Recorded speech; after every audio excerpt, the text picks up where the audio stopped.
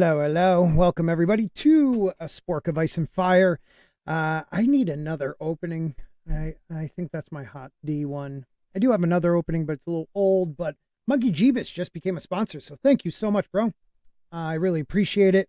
I was running a little late, so I apologize. A couple minutes, but I wanted to find some info because I did put up the title, and I want to go over where we think characters may end up. I'm not going to be going over every single character. What's up, the lovely Sherry and Keely Chow too? How are you? So I was thinking, where would I want to go over? Whose storyline? The North, Marine, King's Landing. Like, where do we want to go? So if you have an idea where you want to be, Boosh or Bash Boosh, let me know. I was thinking maybe the North. We can read a little bit about what's going on up there. A little reminder, like where Stannis is, where Jon is. That's me faking bleeding out. Oh yeah, spoilers for over 11-year old book. I was just looking at an article talking about characters in the Winds of Winter. It was made 2 years ago, and they really thought it was going to come out. They really thought it was going to come out that year. I had another one that was like 6 years old. So that was pretty funny to read. I grabbed a couple articles. The Winds of Winter, 12 major plot points to anticipate. So maybe we'll go over that. I am waiting to see if anybody wants, any of my crew from my Song of Ice and Fire group wants to jump on. So we might go over one article first, and then it's about wins, so I thought that'd be perfectly all right with you guys. Hope you don't mind. Let's see. Larry is probably staring at pics of Brie Larson's Lars weird monkey paws. Yeah, I wouldn't doubt that. I would not doubt that at all. Good to see you guys tonight. Thank you for joining me. You know, this is usually our smaller one, so please jump in the chat either here on YouTube or over here on Rumble. I'd appreciate subscribing to both. So if you're on or finding this, stumbling along, thank you very much. And let's move on. So yeah, I'm going to share this article. This is not going to be, well, what do we talk about? I'm never professional. Here we go. I'm going to share this one. So the Winds of Winter, 12 major plot points to anticipate. I will be reading it, so I'll stop every couple minutes, come back to the chat, because I won't be able to see the chat. I believe I won't. I'll try to keep up on it, though. You know me. I totally keep up on stuff. You know that. So I will do that. Let's see. Warning, massive spoilers of events past the third HBO series of Game of Thrones, and minor The Winds of Winter spoilers. Okay, past the third HBO series. I think what they're saying, the third season. Maybe that's what they're talking about. How long ago was the third season? This can't be. Even though first season came out, then Dance with Dragons, because I read all the books up until that, watched the first season, then I believe Dance with Dragons came out before the second season. Third season, probably one of the best they had. Thanks, buddy. Thank you very much. I'll read it. I'll read it. I have so many mangly words I'm able to say. I'm not one of these people. Check the box. I have a learning disability, so you're not allowed to make fun of me anymore. Bosh, whatever. All right. What year was this? I swear it said it before. But anyways, George R.R. Martin, A Song of Ice and Fire series, is widely anticipated as a landmark of modern fantasy fiction. It was. In the realms of Westeros and Essos, nothing is romanticized, nothing is predictable, and absolutely no one is safe. Starting to think towards the end, some people are. Martin repeatedly dispenses with the cliche that riddled cheap fantasy fiction throughout A Song of Ice and Fire to form refreshing plot lines and emotionally involved characters that have unfortunate tendencies to be killed off. Right. So, we all know this. Ned Stark, was, we all thought he was going to be the protagonist, and he was going to, figure out this riddle and bring people to justice, and got his head chopped off.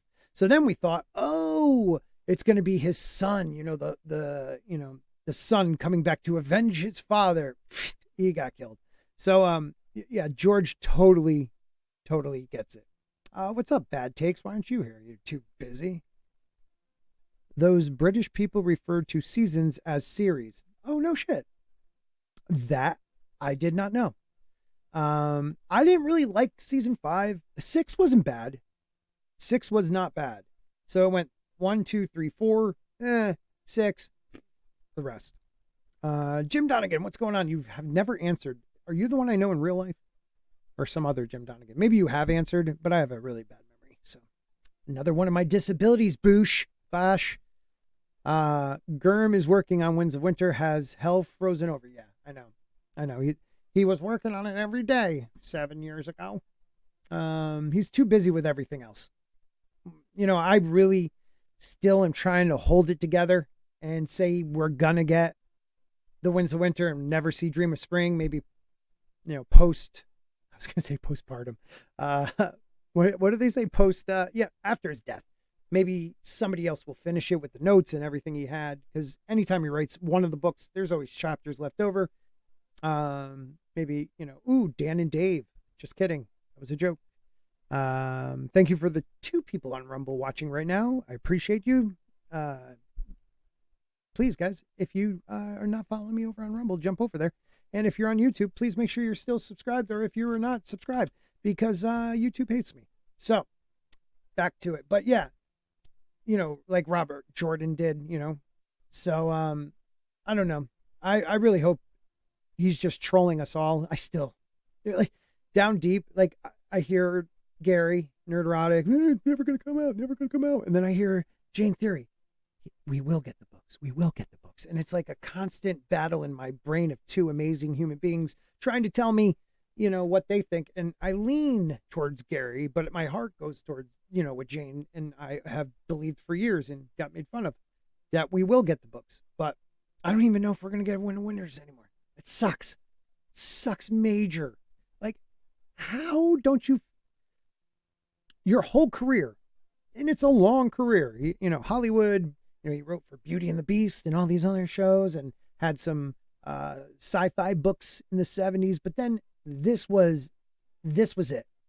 I mean, he had a devoted fan club of people that loved these books since the 90s, and then the series came out and boom, blew him up. And does he not realize, like, yes, I'm getting pulled 1,000 different ways, but if I don't finish this series, I'll be called, the biggest disappointment in fantasy ever.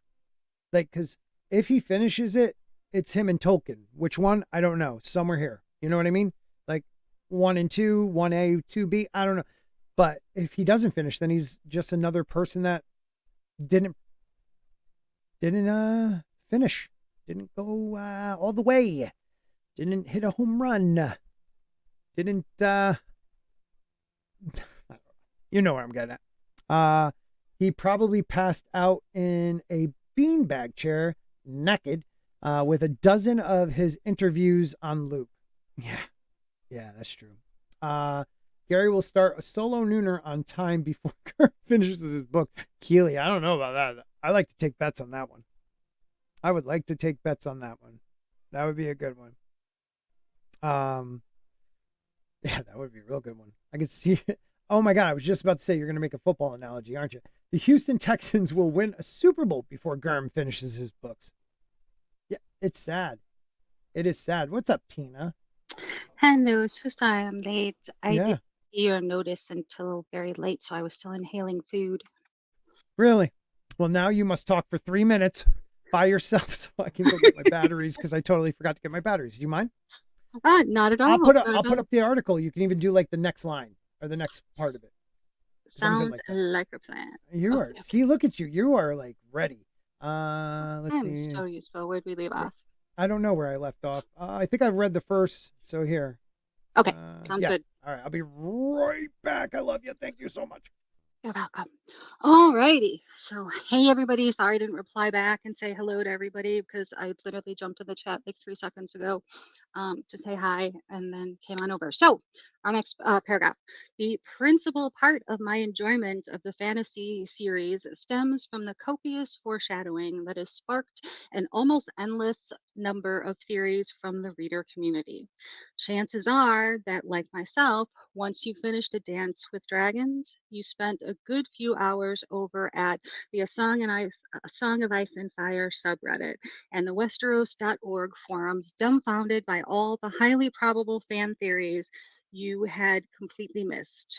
Through combining these fan theories and the Winds of Winter unreleased sample chapters, I have culminated a list of 12 major events and plot developments you can expect to unfold in The Winds of Winter by the time of its inevitable winter 2020, 2014, 2015 release. Wow. Wow. So this, how old? I mean, this is probably 2012, 2013.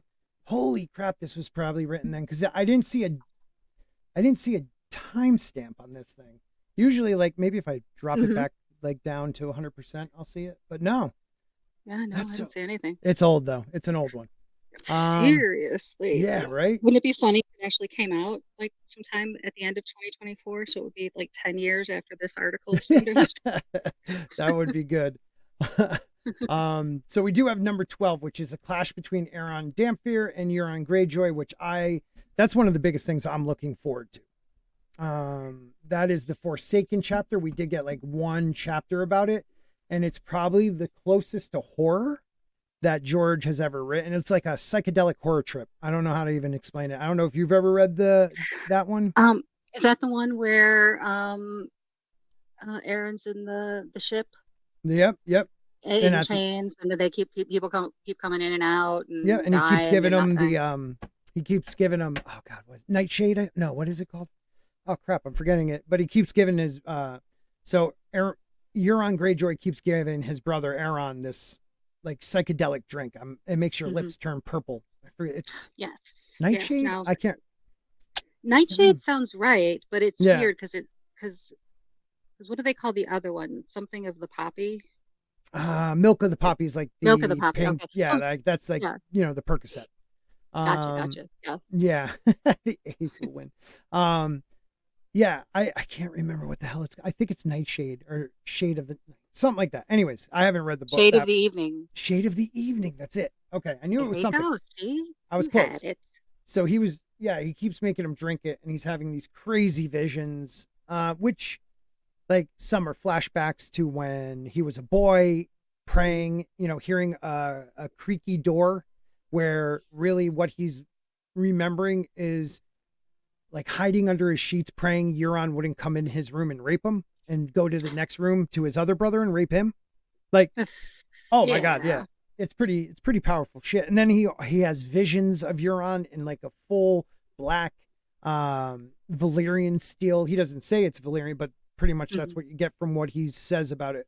Armor, like, Hmm. conquering the world, sitting on a, hill of skulls. Like, it's such a great chapter. And if you want to like listen to it, if you've never read it, Gary a couple years back read The Forsaken, and I'm pretty sure it's still on his YouTube channel, and it's awesome. Gary did like really a good job with it.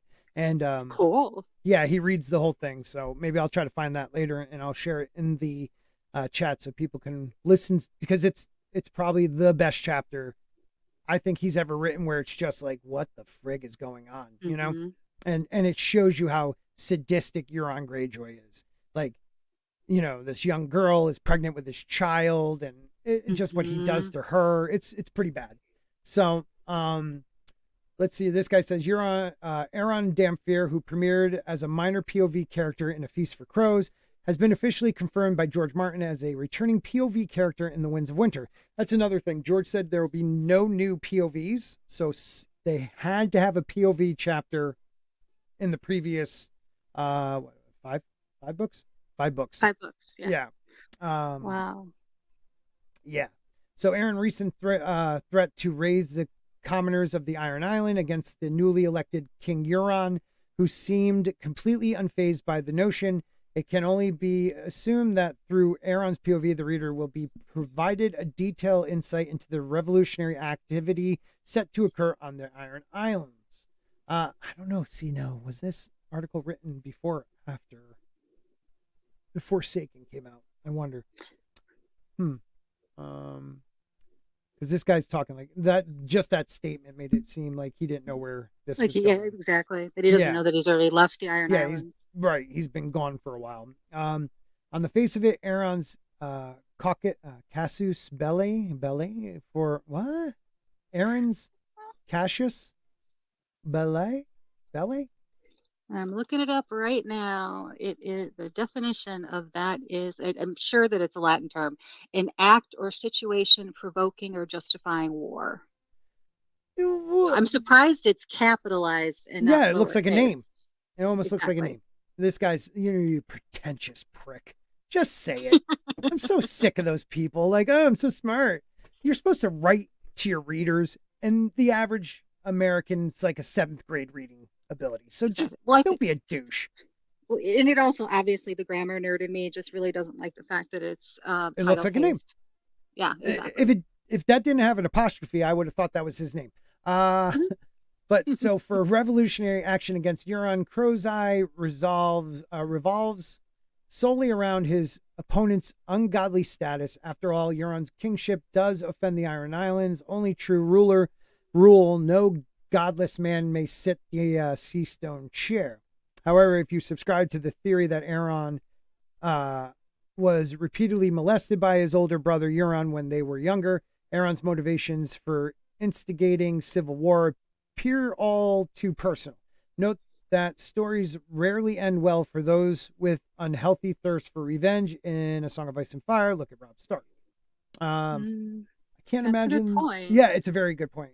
I even brought that up at the very beginning, like, how George flipped fantasy on its ass. First you thought Ned Stark was going to be the knight that, saves the realm, and then he gets his head chopped off. Then you think Robb will avenge him and he's the hero, and he gets his head chopped, gets killed. So it does make me wonder if they purposely hired then Sean Bean for that character because he dies in everything. Because he dies in everything else. So it was almost like a haha funny to there was some casting. I think there was something about that. Like, first of all, there was only 2 people they when they started writing the show, there was 2 people that Dan and Dave said they had to have, and that was Sean Bean as Ned Stark and what's his name for Tyrion Lannister. Everybody else they didn't know who they wanted. Oh, interesting. I can't imagine the sea stone chair changing hands or asses by the end of The Winds of Winter, but I don't expect more talk of revolution either. You should expect there be 1 of 2 minor sackings and perhaps even a couple of big battles on the Iron Isles when they finally clasp your hands around the hilt of The Winds of Winter. So he knows of the molestation thing. So I didn't realize, because I only read into that in the Forsaken chapter. I don't know if there was some that it said in Dance. Maybe I missed that. But, like maybe there was something, because this guy doesn't seem to realize that, Aeron and his brother are like near the Red Wine. Like they're near Old Town. They're far away, so they're not going to be fighting for the Iron Islands at the Iron Islands. Exactly. You know what I mean? Let's see. The chef. I'm sorry, at this point, I couldn't give 2 Fs about, I know. You're writing something yourself, dude. I'm excited to see what you're writing. But I mean, it's something, instead of bitching about everything, I want to talk about something that I do enjoy. And I still like what I've read. I love what he wrote. I'm never going to lie about that. I'm just pissed that I'm not going to get my books, but what I read, while I read it, no one can take that away from me. Like the enjoyment when I first read The Red Wedding, like all that stuff, like the first time you read Game of Thrones and how it ends, like it was awesome. There are people that sell their souls to get where he's got. It's been a little over 11. Yeah. Game of Thrones is dead, just like Marvel and Star Wars there. I fingers crossed. I just said British. British Day, my brother. How are you doing? I'm always positive, dude. Thank you, Walton. And Nick knows. Nick knows how I feel about this shit. I'm pissed off too, and I can't wait to read Nick's book. Nick's my boy. So it's all good. It's all good. I know why he feels the way he does. Everybody has that chance. Reasoning behind it. Thank you to the couple people watching on Rumble. Thank you to the other like 15 or 16 watching on the YouTube. I do these because I don't care for how many views I get. I just enjoy. Maybe it's my way of like finishing the books in my head, but like I kind of want to like figure out where these people are going. You know what I Exactly. mean? I don't know. I don't know. So now you got Davos and Skagos. So that's a big part. He was sent to go find Rickon Stark Hmm. by Manderly, who, if I remember correctly, is bleeding out in Winterfell. Like they slashed his stomach. I don't think he's bleeding out, but he definitely has a huge gash in his stomach. But he's a massive man. I think they got through a couple Hmm. layers. But he most likely cooked a couple frays into pies.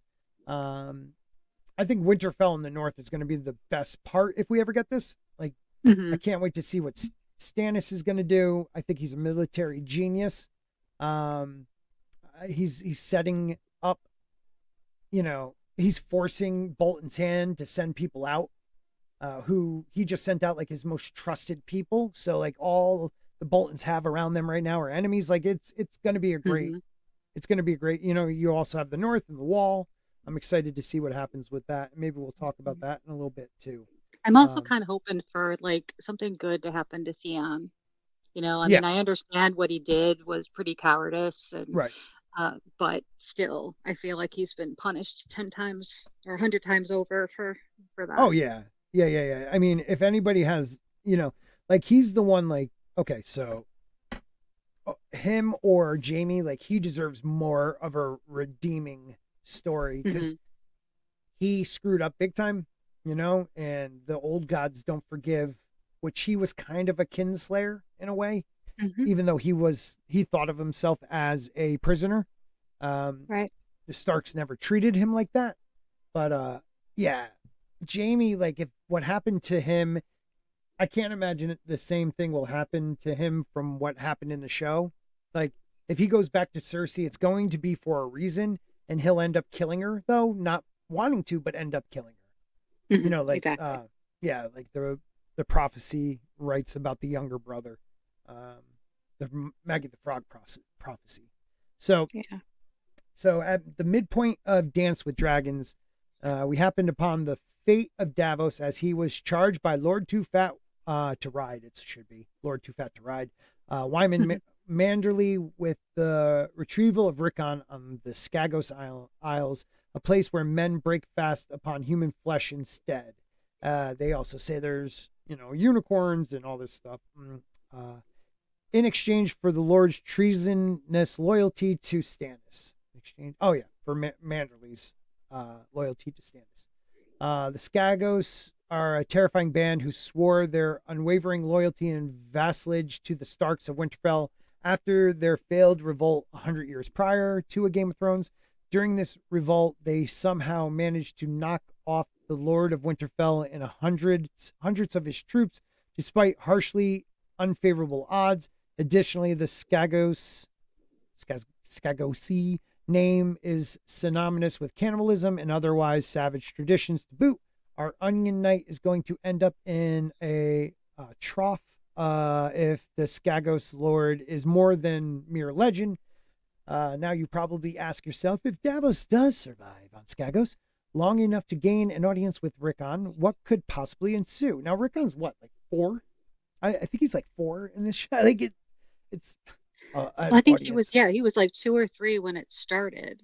So I He don't was know how 3, many. and it hasn't been that long. Okay, Probably like exactly. 2 years, if that.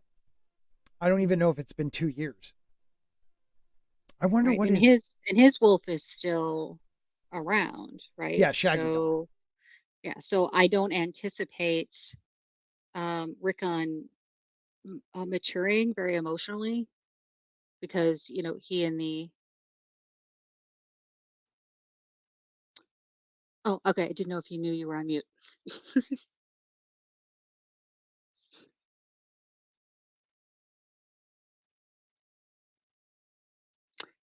You're on mute. Wow. How long was I on mute for? Since I stopped talking. Okay, good. I must have hit it by accident. That's good because I was talking about Walton and I probably didn't want to hear that. Oh, well, there you Yeah. But if he wants to jump on, he can. So, go. yeah, no, so yeah, he was like 3. He was 3 at the beginning of Game of Thrones. I'm wondering if I think maybe 2 years have gone by, if that. It Yeah, hasn't been I'm long. thinking. Nope, I don't think it's been more than 2 years. And because of the fact that, he doesn't have a motherly, anyone around him kind of mothering him Right. or nurturing him in any way. And I feel that both, between him and Shaggy Dog, they're both going to kind of feed on each other's emotional states. Yeah. And I don't Well, think that's what, there's yep. going to be much maturity happening. So even though he's 5, you think of a 5-year-old, back, in medieval times is even more Yeah. mature than a 5-year-old we have nowadays. Yeah. But I, But he'll be I feral. exactly. And a lot of people point to the name Shaggy Dog. It's like a story that goes nowhere. It's like the term Shaggy Dog is like, oh, it's like this plot line that you think is going to be a major point and it goes nowhere. So, yeah, so a lot of people think that's what's going to happen to Rickon, but I don't know. I feel like for some reason I feel like Rickon's going to do something major and then die. Like a little kid just do something crazy and then he dies. I don't know. Interesting. It would be interesting, right? Hmm. So, but with George Martin Express, okay, now you're probably asking blah blah blah blah blah. What about it? Sadly, nothing concrete is available with there being a distinct lack of a Davos in the Winds of Winter preview chapter. But with Martin expressing an interest in giving Osha a more significant role in the last 2 books, due to Natalia Tena's superb performance, I have an inkling that she will be one to swing Rickon around to trust. Yeah, I think Osha, he has said he liked the character more and more. Hmm. Rickon and Shaggy Dog's previously aggressive and distrusting temperaments will have come to a simmer under the guidance of an oddly reasonable Osha. And although it's unlikely the Skagosi may have taught the boy a thing or two about self-control, leadership, and the extent of his warging powers, but again, he's freaking 5. Exactly. So I don't see anything. Yeah, and if there's nowhere, I mean, I don't remember how much Osha knows about the lore compared to, to everybody else. So is she going to be able to explain to Rickon about She knows working? more than anybody in the North. Like anybody That's in true. Westeros, she knows more than. I mean, she's a true um wild folk, so Okay. wildling. So she would know. Maybe at least legends and things of that nature, and Hmm. probably have met people because it's more common above the wall for people to actually be skin change or wargs and skin changers and stuff like that. So Okay. you never know. I That would be kind of interesting to see though, you know, if the Skagos teach Rickon like to become like they actually take him under his wing and we find out that they're just a very like aggressive force, but they are actually like what they do in war is, unthinkable, but they actually have a cultured society. I think that would be kind of cool to see, Oh, I think it would be. Absolutely. you know, kind of like how in our own history, a lot of the time, the Mongolians were like, oh, they were just terrible rabid dogs who would come in on horses, destroy everything, and leave. But they actually were a very, made a lot of, architecture, or at least like Hmm. with bridges and things like that, and artwork, and they actually did more for society than most people realize. So, or like the Gauls and the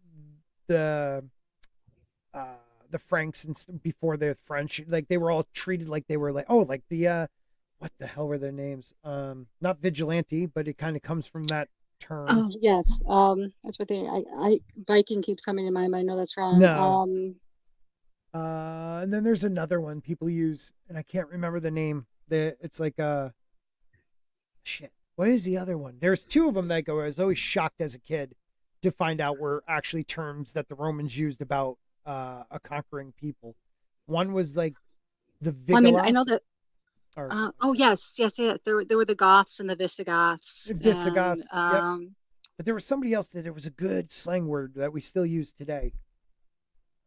Like thug. Thug is another one that was a slang for a group of people that I don't know if they were against Rome, but they were another invading force. But what was the other one? mhm.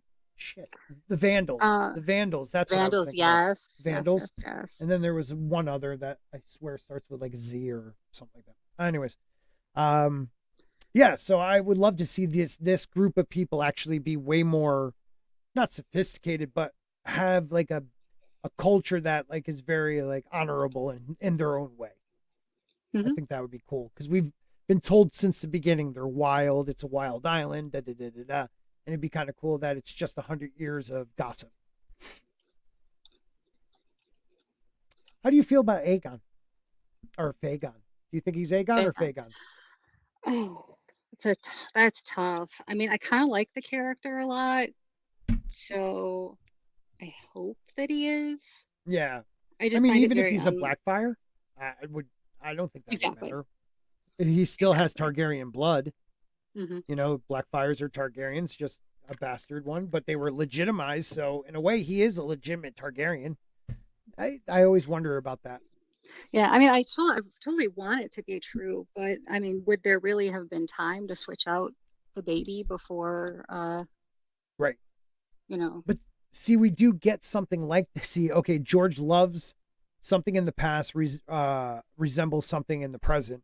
And in the present, they thought they killed what's up, man? Let me do it right. Mason from the Free Folk of the Fandom. Fandom. Ooh. Fandom. How are you, buddy? Are you or you're on mute? You're muted. Flaccid, you want to jump on? I know you talk about this stuff all the time. You could talk anytime you want, Mason. If you're unmute yourself though, that'd be probably smart. Or you're having problems with your mic. One of the two. So I'll go on talking about what I am, and then if I see you come in, I'll listen because you were perfect last time.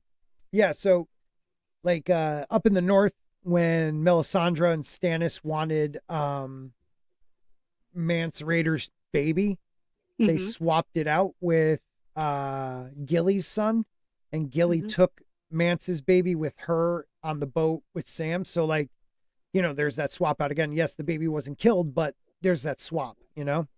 Hmm. Yeah. No, I Well, think that would be cool. yeah. And dude, I know you, I think I watched one of your recent shows. You do shows on these, right? I think I watched it the other night. So feel free. Um, you know, message me if you want to come on tonight or next week or something.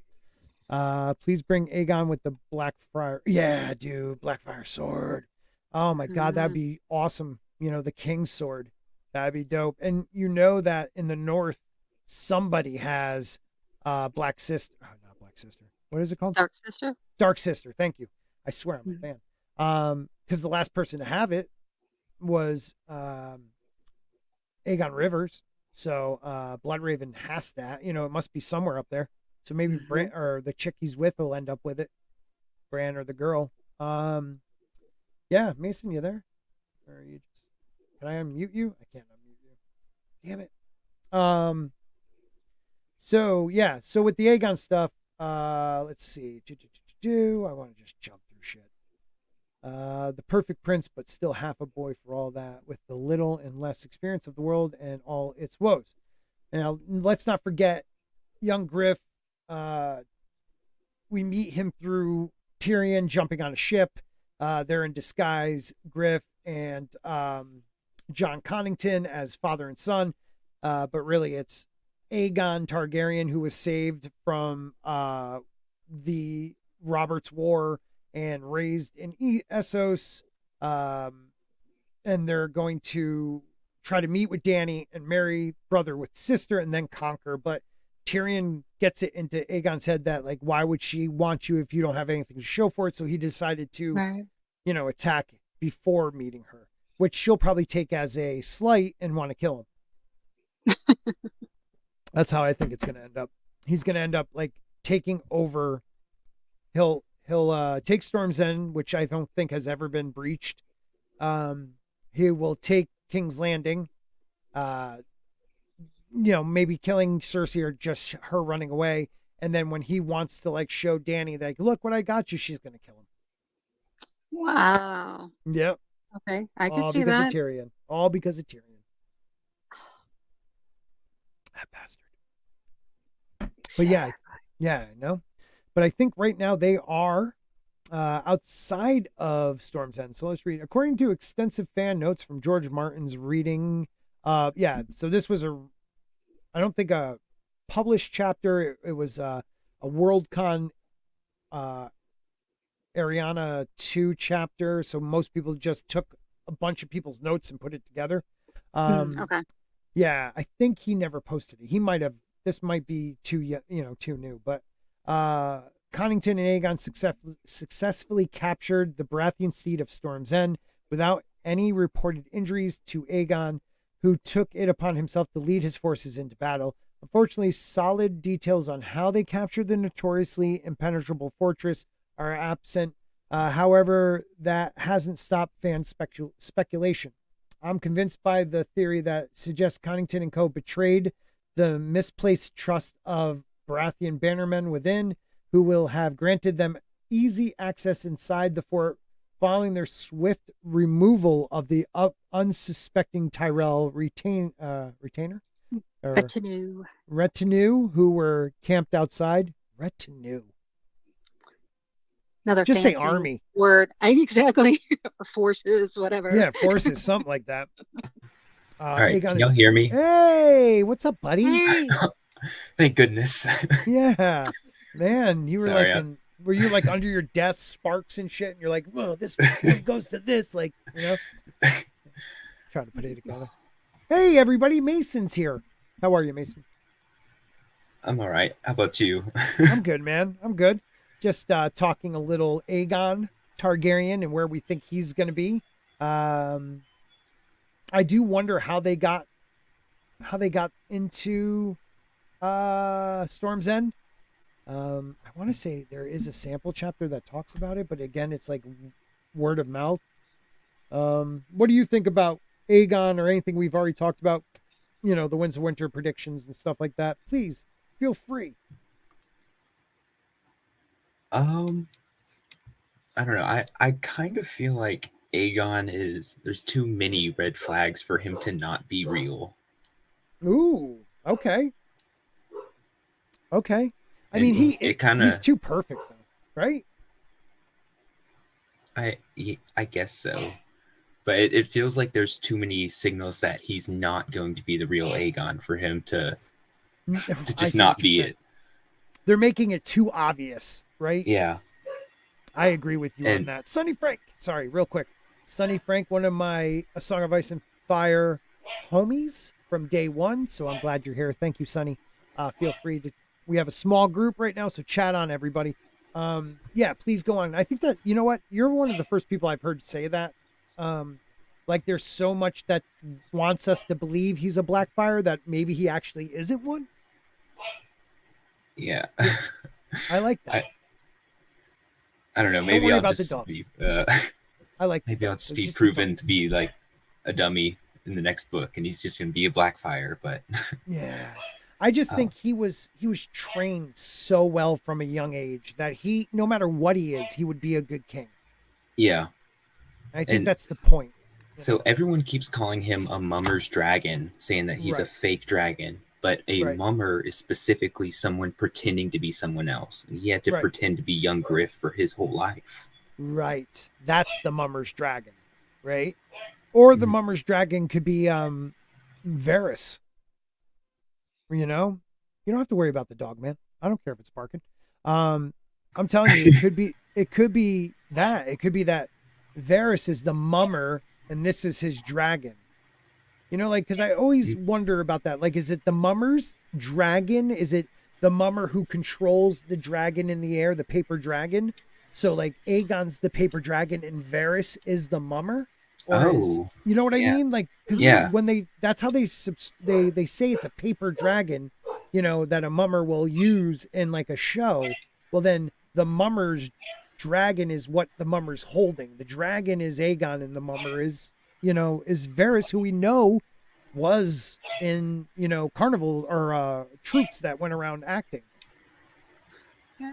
One of the other reasons why I think that Aegon is truly Rhaegar's son is because he's the mirror opposite, or appears to be the mirror opposite of Viserys, where they were both raised to think that they are,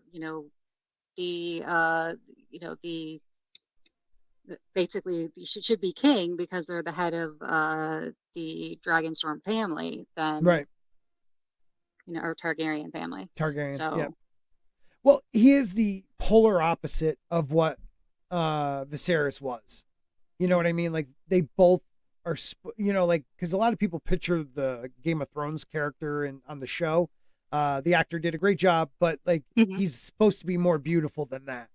And Varys, Varys was just horrible. I mean, what he went through created who he was. I understand that, but now you have somebody who everyone believes is a Blackfire, which I'm standing with. I'm just trying to spitball some different ideas. He's again as beautiful, but he's actually productive, good in war, good with the men, smart, capable young man who could be a really good king. The problem is that, maybe his whole life is a lie and he doesn't know it. So wait. You're saying that gotcha. You're saying that Viserys wasn't beautiful enough or good enough with the men no, to be king. Yeah, he had some issues. I mean, here's your golden crown. He definitely had some issues. Don't wake the dragon. That dude played a great Viserys, but he's supposed to actually be even handsomer and with purple or violet eyes. I hated that they never had the right colored eyes in the show. Wear the damn contacts. God damn it, you're getting paid enough. Well, but they said that she couldn't act with that Emilia Clarke. They said that it just really impacted her ability. So I don't know if she just has that sensitive of eyes, or if she was just a pussy, that's whatever. What they said about Harry Potter too. You couldn't have the green eyes. Look, sorry, I like her. I think she did an excellent job in this, but I've never seen her in something else where she's a great actress. Yeah, I would love to see it. I saw a rom-com with her, something about a heart and an Asian dude who's dead. Yeah, she's just not that great of an actress. I mean, she's beautiful and all, but I don't know. Oh, look, Chad. I bet she played the same character in Secret Invasion. All the same mannerisms. Yeah. Everything. Yeah. She's just not that good. Did y'all hear in some interview, and they were talking about mannerisms? She said that in Game of Thrones, she always had really good posture, and then for every other character, she's like, "That's not happening anymore," and she just slouches. You're right, because she's always so perfect. Yeah, I did. That was during the most recent show, right? Yeah, she told that. Yeah, I remember hearing about that. I think she's a really witty and funny person. When they asked her about season 8, she's like, "It's great." She knew it sucked. And I loved her for that. To me, she's someone I'd root for, as a character or as an actress. I just like her. But she's, how there's some people that you just think are nice, no matter how famous they are. Exactly. Jeremy Renner, Keanu Reeves, just people that you think are just really nice, good people, or they at least be really fun to go out and have a beer with, go bowling with, that kind of thing. Yeah, exactly. She seems like that. I don't know if she is, but. Okay, so wait a minute. So this is what this dude envisions. Aegon is bound to become increasingly cocksure and self-entitled following this grand victory. I disagree. Inevitably mistaking his good fortune for great leadership skill and military strength. George R. R. Martin has an expressed passion for punishing arrogant characters. Nonetheless, I'm betting on Aegon being an anomaly to the trend in an effort to withhold the series' total unpredictability. I don't think he's going to, the kid doesn't have it in him. I think he will become maybe, I just think he's actually going to get better and better. I think he's going to become more or less likely to listen to John Connington and trust his own ideas, but that's what a king will do. I don't think he's going to become like this little prick because he won some major campaign. Yeah, I don't think that's going to happen. I think this writer is not making sense in my mind. Douche. Sorry. What do you guys think? Do you think he'll become like this cocky character? I don't really think so. Yeah. I mean, I would go against like his whole upbringing, right? And how many Tyrion chapters did we spend setting him up to be this like noble king? Right. It'd be kind of weird to just flip it. Right. I mean, like I thought they actually were going to start showing him to be a brat when he got upset and flipped the what's that game called? Sybase or something like that. Yeah, something like that. The chess type of game. But he actually comes back as an adult, you know, like as a man and responds well to it after the fact. You know, so he will have moments maybe because he's young, but I don't see him like, oh, we're winning. Like, I'm totally the best. Like, I think he was raised better than that. And that's why it's going to actually be sad when Dany kills him. I totally think Dany's going to kill him. I totally want him to meet, I mean, if Jon is really, you know, the other Aegon Targaryen, I would totally love to see the two of them meet. Why the fuck would you name your two kids both Aegon? Both your sons are Aegon. This ain't George Foreman. Well, that like I wonder if it was Lyanna that did it, though. Yeah. No, what were you going to say? It doubles your chances of having like a someone good with that name. Yeah, I can't see it, man. Like one of you is gonna do something good. Yeah, I don't see it. Like I like Lyanna doesn't know. Does she know that he's dead? Rhaegar? I don't know if Lyanna knew he was dead. I don't think they did. I think this happened because they wanted to try and condense the book with this storyline and Jon's, right? Gotcha. I actually think it'll be like Jaehaerys. Yeah. You know, Jon, Jaehaerys. And, you know, that probably, I don't know. What do you guys think?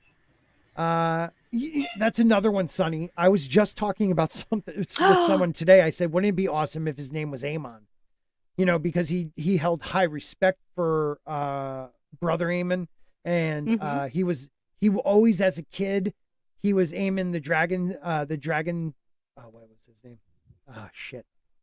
Dragon Slayer? No, not the Dragon Knight. Aemon the Dragon Knight from like legend. Well, not legend, but from Targaryen history. So I thought, okay, one's Aegon, one could be Aemon or Jaehaerys, and that's how we got Jon. You know, Jon, named after Jon Arryn, but still. What do you guys think? Aemon is a good choice. Oh, you go ahead. I was say I like the idea of Aemon, but I think that I could see Jon for Jon Arryn. Yeah, that's true. Make him Daemon because Daemon is daddy. Yeah, Jon does say I am no Aemon Targaryen, but he used to play as him as a child. Okay, like when him and Rob played, he was Aemon. I'm Aemon the Dragon Knight. I think we hear about that in Game of Thrones. So he does say I am no Aemon Targaryen, but he probably is. That's a valid point, Sonny. I'm going to go with that. If it's going to be anything, it's that, or maybe Jaehaerys. And then Neto's like, well, I know Jon, so I'll call you Jon. But I doubt that. Yeah. Unless maybe that's why Ned named him Jon after Jon Arryn. Right, he did. He named him Jon. I don't think that was his original name. That makes sense. Oh, yay, someone sent a super chat. Woo! Mr. Grant Gregory for 5 Australian because Grant's not here. No. The best shows are the shows without Scott. John said that when stream is the stream without Scott. Yes, that's right. That's what it is. Yeah.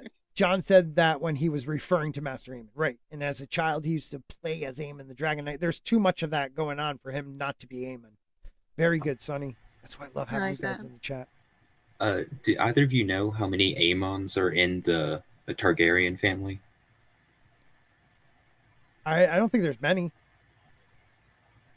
I'm trying to think. Aemon the Dragon Knight, Aemon the brother, Black Brother. And before Aemon the Dragon Knight, I can't think of many. Why? How many are there? Oh, I don't know. Are you asking? I know there's. Oh, you son of a bitch! I thought you were setting up you had it. But there's 2 Jaehaerys's, right? Right. And like 3 is a big number for the Targaryens. That's true. So being the 3rd Jaehaerys, and there's 4 Aemons. That's what Mr. Grant Gregory's saying. So that's what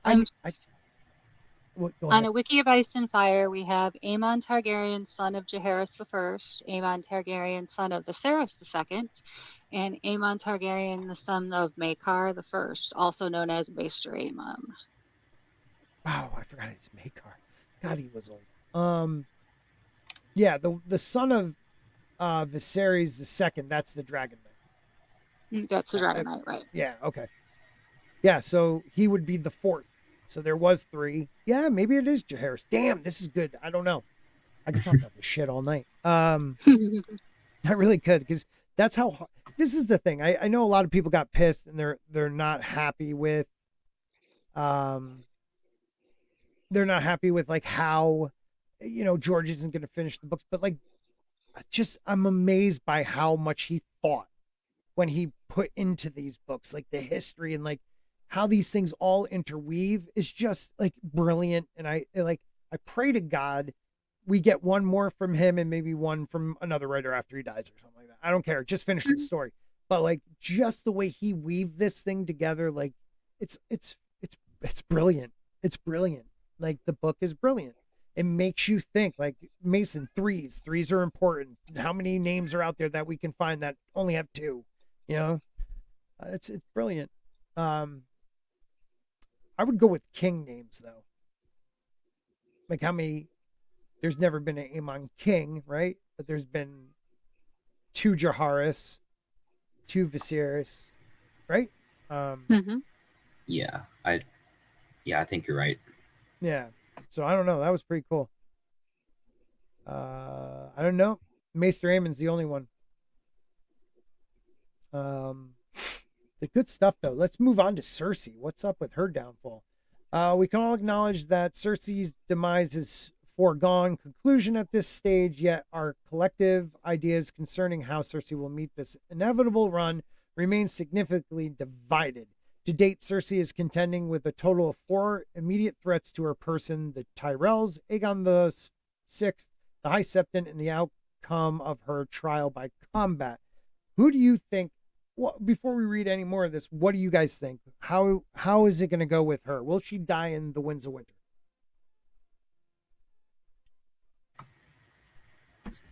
She's got to die at some point because she keeps bringing up the prophecy. So either the next book or the one after that. Well, there's only going to be 2. Like it's 50-50, bro. I think it's definitely the Winds. I don't think she'll make it out alive. But something just occurred to me. So she keeps thinking about the Valonqar, the little brother that's going to kill her, right? Right. But if her and Jaime are actually like Targaryen bastards, then Aegon would be the little brother, right? Right. And a lot of people state that it doesn't have to be her little brother. It has to be. And again, we keep getting told the prince that was promised in High Valyrian is like terms are non-gendered. So why couldn't it be the little sister?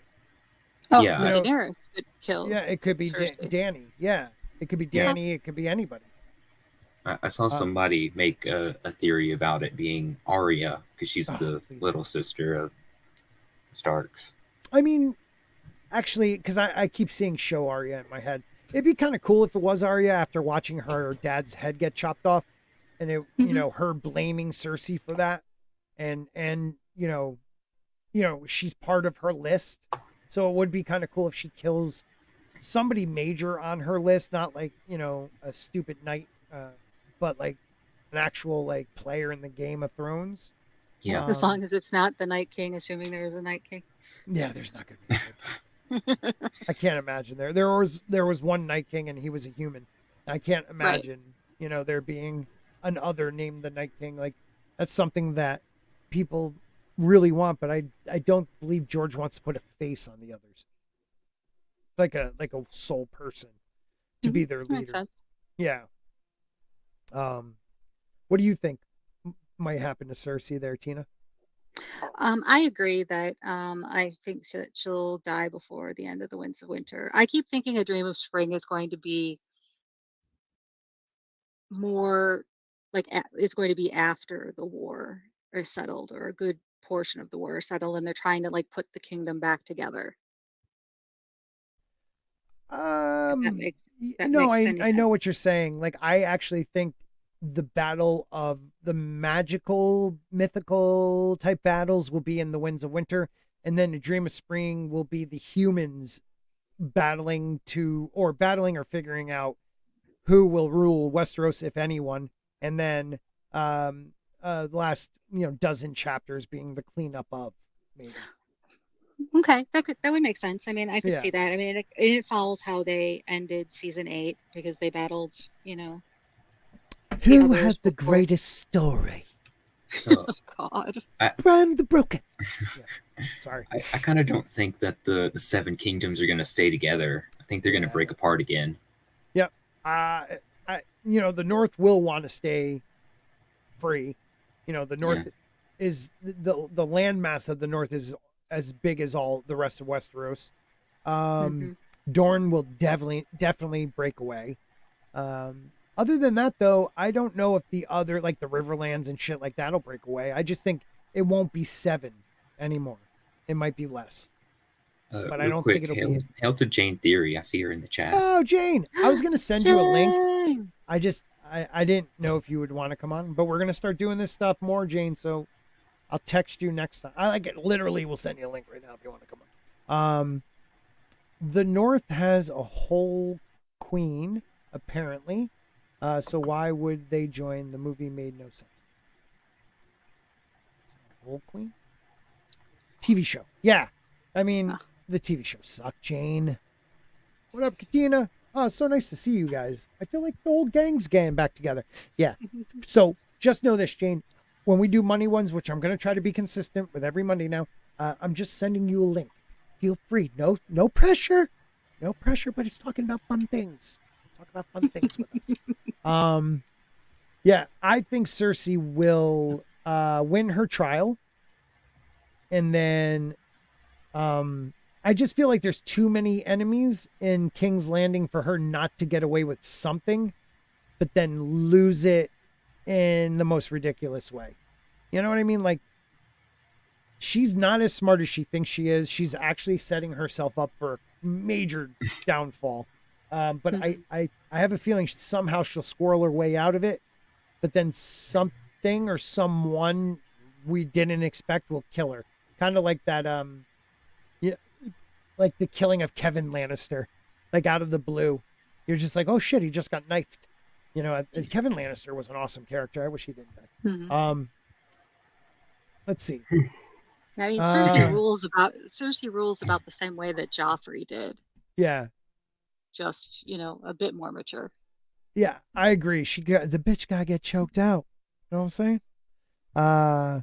I, for one, love to see Miss Jane talk about God again. Yeah, me too. Of course.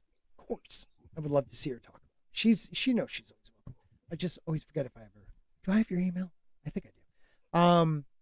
I will send it when I'm gonna just send it now. I know you're not gonna jump on now, but I'm gonna send it anyways, and I'm gonna send it every single time. So don't get mad at me if you just keep every Monday like, oh God, here goes Scott again. Yeah, I would love to see something that we weren't prepared for, though. Like Jamie would be poetic. Poetic. Oh my God, I can't use words. Poetic. Poignant or no, poetic? I put them together. Together. Gotcha. That was like one time I turned to my buddy and I said, I said, it's available. And he goes, what? I go, available. Wait a minute, available? He goes, you mean readily available? I'm like, yeah, I just kind of put them together. Shit. Yeah, so that was me. That's awesome. Let's see what they have to say. The obvious instigator of Cersei's end, in my opinion, is her trial by combat. I know it seems like an unimaginative choice, but hear me out on this one. Cersei's champion, Sir Robert Strong, is right up there on the undead scale alongside the likes of Beric Dondarrion, Lady Stoneheart, and the White Walkers. The latter of which, like just about every fictional zombie, can be a real pain in the ass to kill. If the Frankenstein-esque monster Robert Strong can only be killed by fire or the typical blow to the brain, the champion of the faith will not have a chance in hell of killing the freak. You might be wondering, what's the problem then if Robert Strong is nigh on unbeatable? The problem doesn't lie in him being defeated. Rather, the problem is the potential of him being exposed as undead. Oh, I kind of understand that one. Like someone will hit his, his visor off or something. It wouldn't be easy, but if the champion of the faith has a hand deft enough to simply knock off Robert Strong's helmet, lifeless face, or an entirely missing head altogether would instantly be exposed to an onlooking crowd of vassals, holy men and peasants alike, under accusations of breaking sacred laws against necromancy from the faith.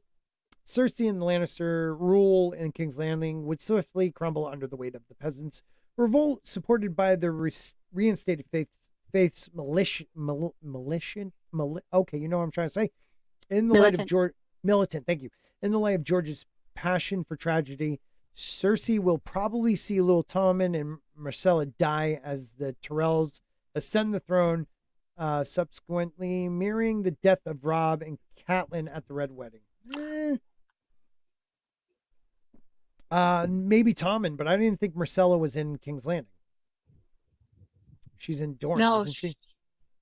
Yeah, I didn't think she had left Dorne yet. Yeah. Yeah, I know that they've sent for her. Right. She's supposed to go somebody back. Like cut her? Yeah, somebody cut her ear off. Yeah, because like the Sand Snakes, I think, were trying to sneak her, or it wasn't Arianne was trying to sneak her out of Dorne. Yeah, Arianne, but then, yeah, that failed. But we don't know what happened with that, and we see Arianne's 2 chapters, sample chapters. So I don't know whatever happened with that. What was that dude's name who wants to be like the next Star of the Morning? He's a Dane. What's that Dane that was hanging out with them? Anybody in the chat? Darkstar? Was it Darkstar? Yeah, right? I think so. Darkstar. I'm going to look that up real quick. I know he was there. What is his real name? Darkstar. Gerald Dane. Yeah. Gerald Dane, known as Darkstar. It's his house is a cadet branch of the Danes of Starfall. He's from High Hermitage. Okay. Yeah, I believe he cut her, but a lot of people don't know if that was the real Myrcella, because she had like a lady in waiting that looked a lot like her, and they would use her as like a decoy. There's a lot of that going on, so I don't know.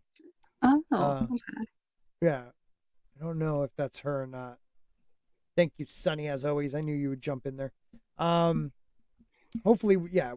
Just so everybody knows, I really am going to try to do my best to be on my Monday shows more often, and actually all my shows as I can.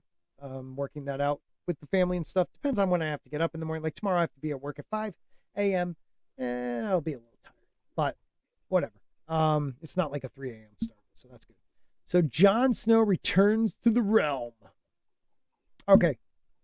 Me personally, Jon gets stabbed, says ghost, wargs into ghost, dies. Somehow he's returned to his body. Maybe Melisandre, maybe the old gods, maybe Bran. But he comes back with more of his wolf, like a wolf mentality, like not taking shit from nobody. And maybe he turns out to be a villain. I don't know. What do you guys think? I was thinking about this, and so what if the others raise him up, and then he jumps back from Ghost uh, It, into his body? right. That's what I mean. Like the old gods, like they would, because I feel like the old gods or the others have something to do with it. Like, yeah. So would he be like a fire white with his own consciousness again? Or yeah, fire white. Because like I believe um Melisandre, or no, a white. He would be a white, excuse me. Melisandre's group would be fire whites. But if like Melisandre brought him back, but just reanimated the body, but then he jumped back in from Ghost, would he be a fire white like Lady Stoneheart or Beric Dondarrion, where like they come back with that one focus that they're like, you know, Beric only like is only drawn to what Ned told him to do. You know, protect the small folk in the Riverlands from the Lannisters and their men. Or like Catelyn screamed she was going to get, you know, revenge on these people, and then comes back and that's all she wants is revenge on the Freys and people like that. So will Jon have that? I don't know. Well, I was thinking he would come back more like Cold Hands. Oh. Yeah, I still am trying to figure out what Cold Hands is. He's a white with his own conscience. Yeah. You know what I mean? Like, I don't... Like, it's some way Bloodraven was able to bring back his own thoughts, but not bring back his life. So will Jon be dead, but, you know, still alive in his own way, like Cold Hands? I don't know. That's a good one. Jane says... I think he will be fully himself because his soul will be protected by being in Ghost. That's true, but like the process of bringing him back, there's something has to happen with that. You know, like maybe he'll be himself, but will he have more of, you know, Ghost's mentality? Because Ghost is quiet and Jon's quiet, but Ghost is also, you know, can be savage. Like, I don't know. Like they say, if you stay too long in the animal, some of the traits, you know, they start taking, like you were saying earlier, Tina, like they take on each other's traits, like Rickon and Shaggy Dog. Is Rickon being more like Shaggy Dog, or is Shaggy Dog feeding off of Rickon? We don't know. So I've been wondering about that. I don't know. Go ahead, Mason. I know you're going to say this. I love it. I could tell when you pop on. I don't think Jon is going to come back the same, because George has like a real problem with Gandalf coming back. That's like his number one nitpick, and his number two was taxes. So right. He wanted to know Aragorn's tax plan. Yeah, tax reform. Yeah, I love that about George. But that's a good point, man. Like, will he? Will he come back? Something has to be different about him, and it can't be a good thing. You know what I mean? Like, yeah, he has to pay some price. Right. There has to be a price. There's always a price to be paid. That's a good one, man. I don't know. Let's read what this pretentious prick thinks. George R. R. Martin hasn't confirmed the inclusion of Jon Snow POV chapter, of course. To tell you the truth, I'm happy with the potential prospect of them not returning. It would be awesome if Jon died. With 11 years of everyone thinking how he'll return and what he'll do, it would be awesome if he just bleeds out and never comes back. That would be George's greatest moment. Like, if he gives us another book, I would applaud the man if Jon dies. Because then you'd be like, what the frig? Like, I thought he was going to be such an important character, Absolutely. He hasn't really done that since Rob. Like, Joffrey, whatever, he died. We all knew someone was going to kill him. But like the shocker one was Rob. That was the last shock. And that was, book 1, book 3. He skipped book 5. So I'm wondering if book 6 will have it. I don't know. This isn't because they were boring. Jon's chapters really felt like pulp. They gave readers their required dose of information on the Night's Watch and the Wildlings, which was fantastic. Nevertheless, if Jon has cheated death in a similar fashion to Brienne and Lady Stoneheart, a lot of the tension that makes A Song of Ice and Fire so addictive will be sadly absent. Regardless of my wishes, it is very probable that Jon will return as a POV character in one of the 3 regular speculated forms. 1. Humdrum theory suggests that Jon simply didn't die of his stab wounds at the end of Dance with Dragons. This idea is the least appealing of the 3 to me. The flatness of the notion certainly doesn't strike you as fitting with Martin's style of storytelling. And the fairness, though, the concept isn't totally far-fetched. Alternatively, there is a proposal knocking about that suggests Jon will ultimately be resurrected, Melisandre with the Kiss of Life technique previously harnessed by the Red Priest. Third, final, and likeliest potential outcome rests with the concept that Jon warged into his direwolf ghost upon his untimely death. The prologue of A Dance with Dragons fulfilled its clear purpose to enlighten readers on the manner and effect of warging before Jon warged into ghost upon his betrayal. Where it's not for this clear and intent purpose, the prologue would have been little more than an unnecessarily random inclusion filtered out in the book editing process. It's worth mentioning that if Jon's soul is trapped inside Ghost long enough, the likelihood is that he will effectively die slowly within the direwolf. Yeah.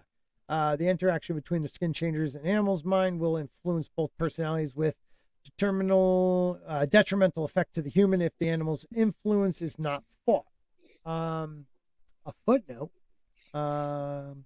Well-supported tinfoil hat theory postulates that Melisandre is a member of the undead, whether beknownst to her or not.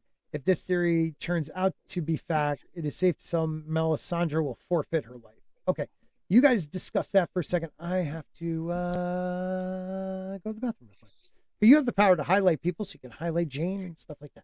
Absolutely. So Jane says, I think the difference is that he isn't coming back from death, but from ghosts. It will be Ghost die in his body, so maybe that will be the end of Ghost. Oh, no. Oh, Yeah. no, that would be sad. Go ahead, Mason. I saw someone had a theory. I don't remember who it was. It might have been Quinn, the GM, or someone like that. But anyway, they were saying that maybe Ghost is going to have to get sacrificed to bring Jon back, because his soul would be in Ghost. You'd have to burn Ghost to get Jon to come out. Oh, okay. Well, that kind of makes sense though, because you're right. Because there seems to be some type of a death sacrifice in order to make. She keeps trying to sacrifice somebody's life in order to make Stannis the prince who was promised. So it would make sense if she would do a similar blood type ritual with Ghost. That would be horrible. Yeah. I'm not a big fan of that. No, definitely not. That would really make me cry. But I kind of like what Scott was saying about letting Jon die. I mean, that's obviously not what I want, because I really would love to have Jon and Aegon meet, because Jon was so family oriented, even though he was a bastard. Yeah. So I'd really like to see how well would he interact with or bond with someone who's his true another one of his half siblings then, basically. Yeah. Oh, good. Sunny Frank says only death can pay for life. Very true. Can you imagine a giant direwolf in the flames? No. That would be horrible. I just can't think that. No. But sorry, what was that? No, I was just wondering. I mean, because we don't know for sure if we don't know for sure that there's a name for the kind of the power behind the old gods, in a sense, where R'hllor is considered the Lord of Light. So, what's the Lord of Ice or the Lord of Dark? Has that been? Melisandre refers to there being two gods, one of fire and one of darkness, and she says she can't talk about that. Okay, yeah. So there is some talk about there's another force. That's interesting. Yeah. Okay, get my earbuds back in. Very, very, very, very sad. So I do want to show you guys my shirt because my wife got it. She's not a nerd, but she loves a nerd, so she got me this shirt, and I don't know if you guys will know what it is. Never trust the living. See the picture though? Anyone? I'll give you a chance in the chat. You can tell the picture. Maybe I can try to get a little closer. Hold on, there goes my mic. Oh god, dropping my microphone. All right, you can probably see it from there. Take a second. I know somebody will see it. Jane knows. All right. Oh, what's up, dog? How you doing? Let's see. No, it's not The Walking Dead. Hold on. Let me do it again. Let's do it this way. Come on, you can tell from that picture now. Man, I thought this would be an easy one for people. All right. I don't know. I must not be a good enough nerd. Oh my god, it's a classic. It's not really even nerd, I would say. It's a comedy though. So what was the ones you guys were talking about? We were talking about Jane's comments about that ghosts would be dying in Jon's body, perhaps, or she also brought up the fact that could you imagine if because Melisandre's always sacrificing and burning things, if she had to burn Ghost in order to bring Jon back. And I like and then this one's good. I can't see it on my screen for some reason, but I'll read it from here. It's like every time I unclick it, it comes up. Would Direwolf and Jon have died so the dragon can be born out of the flames? That's a good one. That's an interesting that's a hard question. line, man. Yeah. Yeah. Would the direwolf die so the dragon can be born in the flames? That's heavy metal right there, boys. I like it. No one got the shirt? All right. It's Beetlejuice. When they're trying to scare the people out of their house, they like do weird things with their faces. Okay. Yeah. Okay, sorry. Yeah. Beetlejuice. Anywho, so yeah. Jane, I don't want to lose any wolves either. I know we've lost too many already, but I think Shaggy Dog will bite it by the end. I don't think Nymeria will. I think she'll live on. And maybe Ghost. Because if Ghost dies, that's 1, 2, 3 that are already dead. Shit. And then like Grey Wind, Lady, and then Ghost, that would be, right? So then you would only have Shaggy Dog, Nymeria. Am I missing one for some reason? Yes, Bran's dog. Bran's. Yeah. Summer. Sorry. Thank you. Yeah. I'm like, it's not spring, it's not winter. It's summer. Like Jane put, I want him to fly a dragon while Ghost follows on the ground into battle. I want Ghost on the back of the dragon too. Wouldn't that be like, think about that. I want Jon to warg a dragon. That's what I want. Yeah, that'd be kind of dope. I don't think that's possible, but that would be cool. Now let Ghost drive. Well, that's what I'm saying. Warg into Ghost, going on the back and into war on a dragon. And as the dragon comes down and burns like a row of people, Jon as Ghost jumps off and just starts tearing people apart, horses and shit. Oh, that'd be awesome. That'd be awesome. Exactly. That'd be awesome. Arya's training takes her to Westeros. If Arya doesn't, if she doesn't end up back in Westeros, what's the freaking point? Exactly. That's That's a good question, though. Will it happen in the Winds at the very end, the middle, or will it be the next book?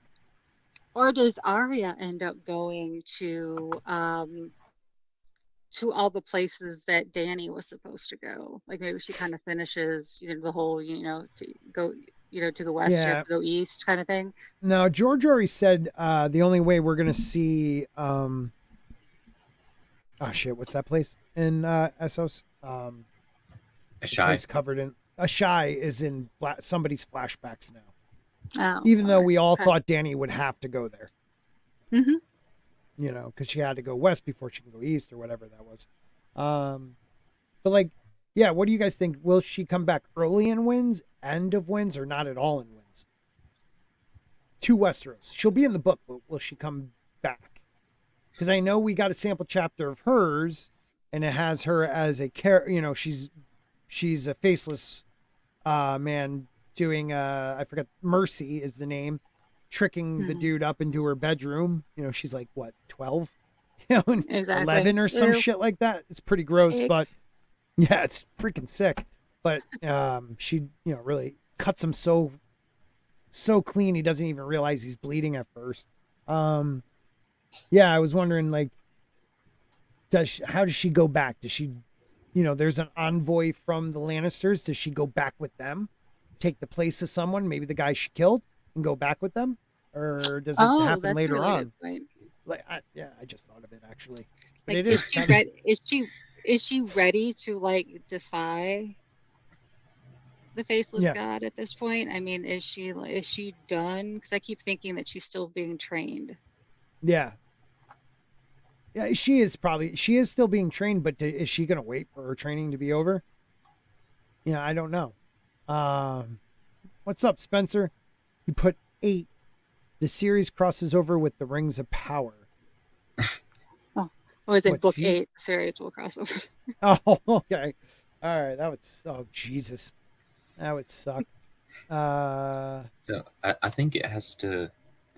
Her coming back to Westeros really depends on what the Faceless Man's plans are. Mm-hmm. Because, like, she keeps messing up really bad stuff.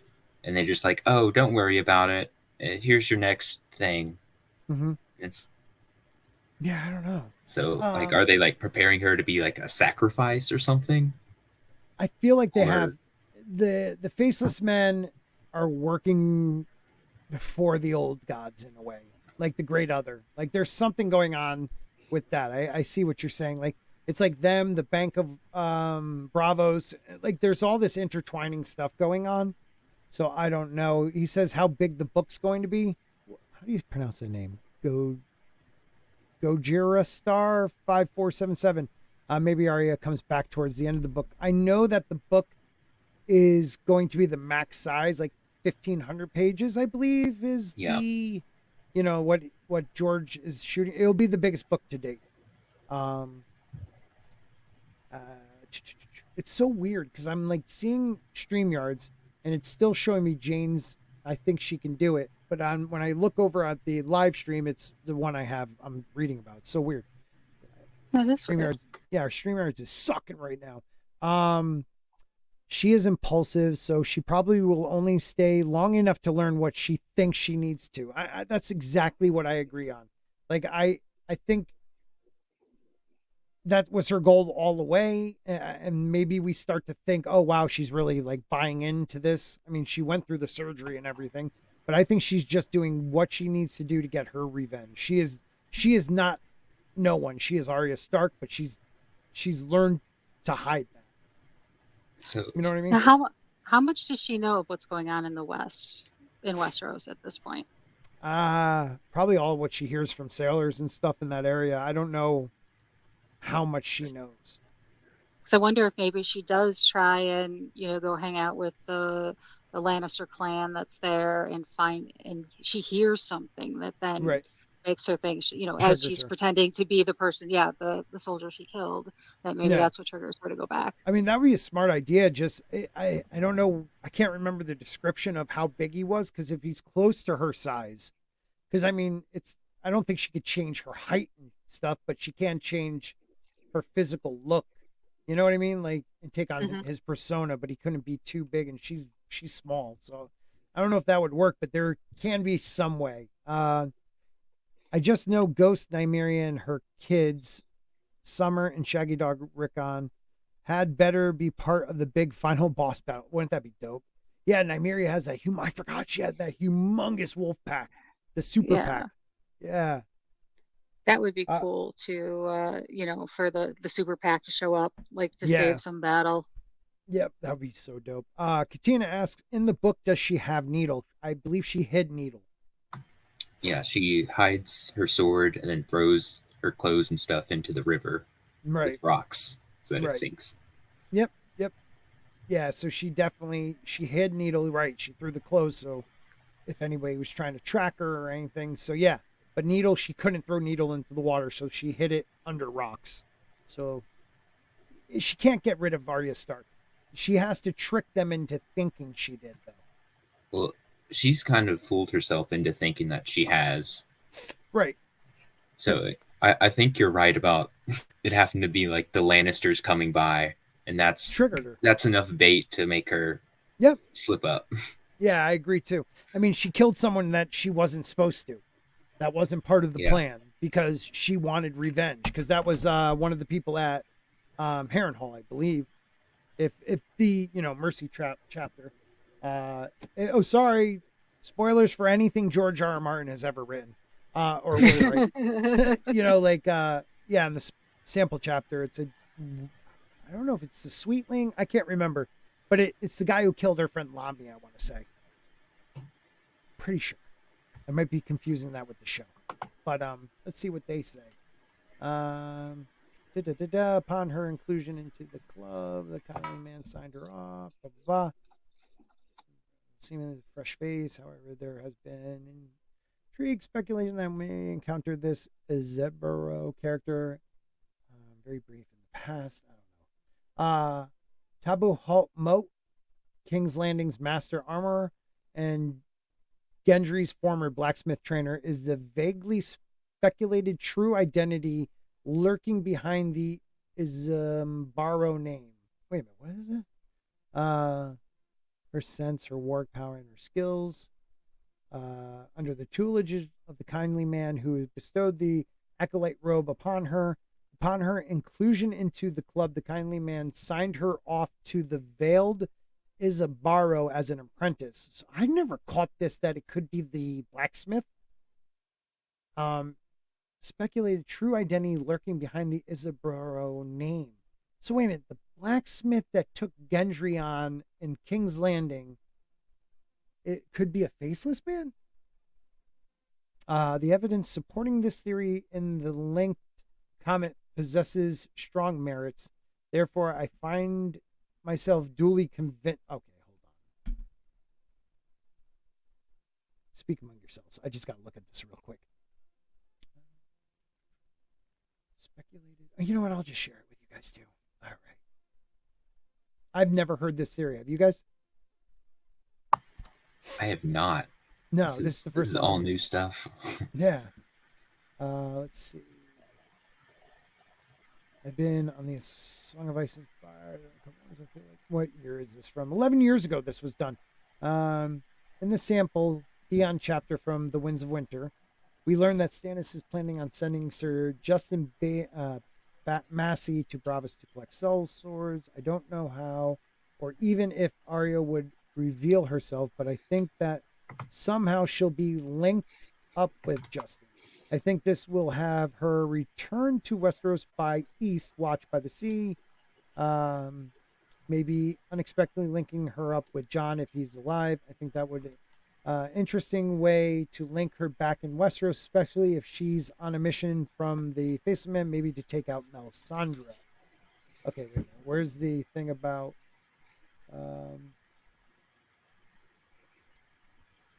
okay, here. Last we knew of Arya, she was being sent to continue her training in an apprenticeship with someone named Isambaro. Some have speculated Isambaro is actually Tobo Mott, the Master of Arms, King's Landing. His store has a door carved out of weirwood and ebony, just like the door of the House of Black and White. He learned his craft in Coar and is the only armorer in King's Landing who can work Valyrian steel. This sounds like someone who could be involved with the Faceless Men. Interestingly, he is the one who took Ned Stark's sword Ice and made it into 2 separate swords. I hadn't heard that, but there's pretty sweet and very. Yeah, wait a minute. Where's the rest of the theory? On the House of Black and White's door, its wooden doors are 12 feet high and carved. The left door is where we're. Yeah, we know that. Is that the only link, though? Basically restated all the evidence from the above. I can't think of anything else that collaborates. I don't say this theory is a shoo-in.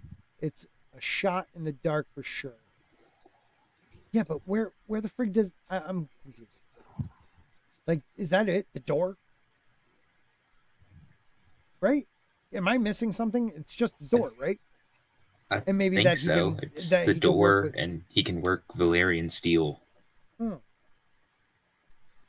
Yeah, I don't know if the Faceless Men can work Valyrian steel. No one told us that. That's weird. I've never heard that one before. If there's more to it, I'd like to know, but I don't think there is. I love these. I love these streams because I'll just do go anywhere. It's all part of the fun. Assuming then that this idea is correct, Arya will find herself back in King's Landing, where in the temptation of once again assuming her birth identity and exacting revenge on a vulnerable Cersei will hang above her head. The nigh on impossible likelihood of the Faceless Men assigning Arya to the assassination of Cersei and Tommen, in the presence of their strictly upheld rule of killing no one whose name you know, will potentially culminate in Arya's disobeying or although abandoning the Faceless Men in pursuit of her personal vendetta. Who will Arya target when she remains under the cloak of the Faceless Men? Qyburn is the best guess. Circulating forums as it stands, Qyburn's necromantic practices are an aggressive affront to the sacred appreciation of death. Oh, okay. Among the Faceless Men, therefore, Qyburn is bound to be the cult's highest priority target in King's Landing. But it's usually, does the cult, they get paid from people? Do they give the gift from their own ideas, or is it usually someone pays them to give the gift of death? Sorry. Go ahead. First Tina, and then Mason. I got the impression that's how the Faceless Men fund the things that they want to happen, is by the fact that they take on these charges to go ahead and take out people. Okay. You know what I mean? Okay. All right. So they do have their own agendas, right? I assume they do, but because you have those prologue and the what do you call the one after post-log? What do you call it? Epilogue. Epilogue. Thank you. I am not smart. The epilogue where I think it's the Dance of Dragons, where you have a Faceless Man taking the face of a maester apprentice and is trying to find a book in the Citadel. So it's probably about dragons, and they probably have their own agenda, of course, but is it, their own agenda, or is it, the others, or somebody paying? I always wonder about that. Oh, okay. I see what you're saying. He can tint armor without paint, maybe using magic. It makes sense that the Faceless Men or some similar organization would be watching over royal bastards to see which one might serve any purpose of theirs that requires royal blood. Very true. Very true. Oh, you're listening in the background. Well, I appreciate that. Agreed. They make money as mercenaries and then use the funds to support their own mission. Yeah, that makes the most sense. So go ahead. Sorry, you go ahead. No, please. I talk way too much. Go ahead. So I don't know, because like their whole origins and the basis that they were built off of was that they were listening to the slaves pray, and then they gave them the gift of death. Right. And we don't know if they were a slave or a master that started it. Correct. Yeah. So like that's how they run their business, is they wait for people to pray or give something up, like a lot of money or maybe a Right. dragon egg or something. Right. Looking at you, Euron. Right. Very true. But so go ahead. I'm sorry. I don't know that it fits for them to just go and decide to kill people that don't fit their ideas. But also, do you believe they have their own agenda? Like, I'm kind of up in the air. Like Jane and Tina said, like it makes sense that they get paid to do it. Give the gift of death to somebody, but they also have their own agendas, which kind of makes sense because we see that in the pro and what's the other one? Epilogue. Oh, I'm slow. Yeah, and their origin story does sound like propaganda. Like we gave them the gift of death. Like I think they caused the doom of Valeria personally and killed the genocide of Valerians. Like I do. I think the doom was very definitely man-made. What were you gonna say, Tina? I would say that would be really cool if then there's this big like Arya against Jon thing, because he's a Targaryen and he has some type of relationship with the dragons, and that Arya is on a mission to get rid of the dragons / Targaryens. So that would be. And Jon's her favorite. Yeah, Jon's her favorite brother, but what if they named if they say, okay, you need to go kill Aemon Targaryen in Westeros. And then she finds shows out up and it's Jon. Exactly. Yeah. That would be epic. His name has to be Aemon. Yep, that would be Arya circling back. It has to be Aemon or Jaehaerys. I still can't. All right, I'm not gonna. I'm terrible at that. So yeah, it's interesting. I could see. Okay, I didn't finish this comment here though. So hold on. I can't tell if something's on the screen or not, so I apologize. Someone's highlighting their stuff. I can't tell if it goes up or not. Therefore, yeah, Arya's notable familiarity with the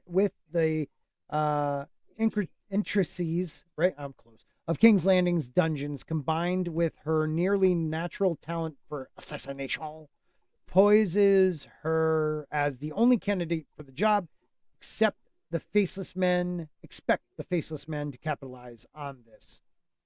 I mean, maybe that's the reason she goes back. I have a feeling she's going to break from the Faceless Men way before that. Because how is she going to be able to retrieve Needle and go on the job? They'll know she has Arya Stark's sword because they keep an eye on her. Exactly. I don't know. Dany reforms her long-lost Khalasar. Yeah. I think a lot of people believe this, after Drogo died. Drogo. Drogo died. The Khalasar broke up, and some of his men who were supposed to kill themselves and go with him became their own, had their own Khalasars. She ended flying off on Drogon, landing in the Dothraki Sea. Drogon isn't listening to her. She's eating raw meat with them, or charred meat. She starts bleeding, maybe having her period again, and a massive Khalasar shows up. And I think the show kind of maybe not hit it on the head. I don't think she's going to walk through fire again and burn them all down. If she does, I'd be shocked, because George did say that was a once in a blood ritual. I don't think it was something that Targaryens can't just do. They're right. Maybe a bit heat resistant, but they're not fireproof. I thought you were going to say something, so I shut up. Oh no, no, sorry. I was just thinking back to the fact that, you know, obviously it was Laenora. She was the one who had her dragon fire her to death, right? When she was married to Damon, and she Oh yeah, was after she gave childbirth birth. and stuff. Yep. Yeah. Yep. Yeah. She So I wanted a mean that dryad. proves right. Yep. Yeah. Yeah. So. I think she'll. Yeah, but she was Valerian. She was a Valerian. They're saying Targaryens, not just people that are from Valeria. Like Targaryens, Gotcha. people thought Targaryens were fireproof. And I don't believe so. I mean, we've had some try to drink dragon fire or what's that? Is it dragon fire? The liquid stuff they used in the black the I black know what water. you're talking about. Oh God, why am I blanking on it? It's like napalm. Wildfire. Thank you. Yeah. Totally remembered. It's wildfire. Absolutely, I knew you yeah, did. well, I think one of Egg's brothers drank it and burnt and died because he thought he could become a dragon by drinking it. So Dany most likely will somehow like she'll have to find the Targaryen within her, so that Drogon will, you know, react to what she's telling him to do to take over the Khalasar, I would say.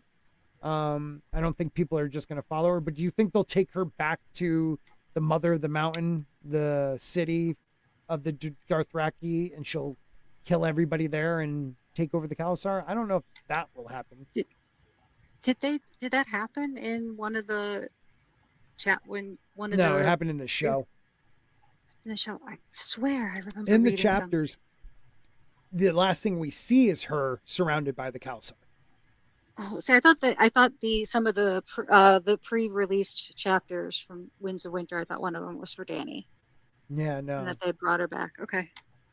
No, not that I know. I get confused. Wait a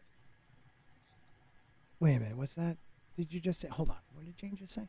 Sparky News, is your YouTube channel up to date? Is it on live? There may be a delay if not. Yeah, there's definitely a delay. There's definitely a delay.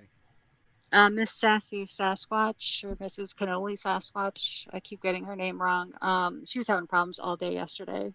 Every time she tried to share, it would take like 2 or 3 minutes, literally, for the screen to share. StreamYards was acting up really bad yesterday. Yeah, it's StreamYard sometimes is lagging. Maybe I should kill some of these other things I have open. Hold on.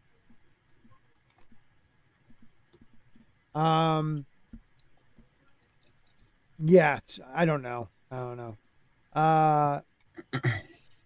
Honestly, I am so over Khalasar. She has dragons. It makes no sense for her to need anything else, right? I mean, Aegon barely had ground troops. Like that dude, like we never really saw the 3 of the dragons together at battle. It was always like 1, maybe 2. And why is the meat charred? Was she unable to have him light a fire, or she could properly cook her food? Yeah, I mean, she had nothing, and I think he quickly hits it with heat and then eats it. So that's why it was charred. Yeah, she just got scraps. Right. Yeah, that was pretty much it. She got scraps. She's a mess. He's not, you know, listening, all that good shit. One Man Show says Arya versus Jon. Jon loses because everyone in the family hates her for stealing their thunder with her ninja kill shot. She hits Jon with an incest taunt, and it rattles him enough to make him easy target. Okay. People with power always crave more. That's true. Yeah, Dany, I think it's more for the Khalasar is Dany, like, it's not that she truly needs them to win, even though I believe like that's how she sees it, but it's also it was taken from her.